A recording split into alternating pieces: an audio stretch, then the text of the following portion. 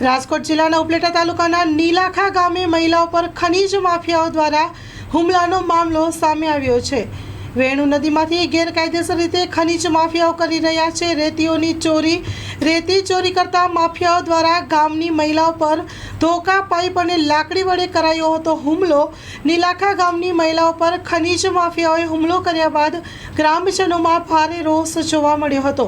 ગ્રામજનો દ્વારા ધોરાજી ડેપ્યુટી કલેક્ટરને આપવામાં આવ્યું હતું આવેદનપત્ર પાઠવી રજૂઆત કરી હતી ત્યારે ભારે રોષ જોવા મળ્યો હતો।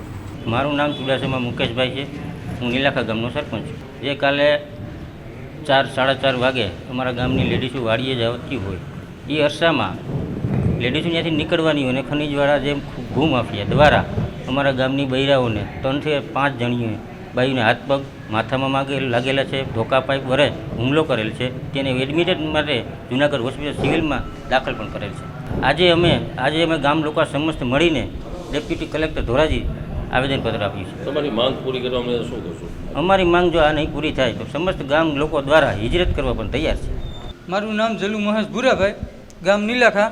અમે અત્યારે ડેપ્યુટી કલેક્ટરે આવેદન આપવા આવ્યા છીએ સમસ્ત ગામ લોકો કે અમારા ગામમાં જે બિનઅધિકૃત રેતી ભરાય છે, જે ભૂમાફિયાઓ ગામ લોકોને પરેશાન કરે છે એ મુદ્દાથી આપવા આવ્યા છીએ। કાલે અમારા ગામની 5 થી 7 મહિલાઓને ઢોરમાર મારવામાં આવ્યો છે ધારિયા અને પાઇપુથી। આની પહેલાં પણ અમારા ગામના છોકરાઓના 2ના ટાંગા ભાંગવામાં આવ્યા હતા।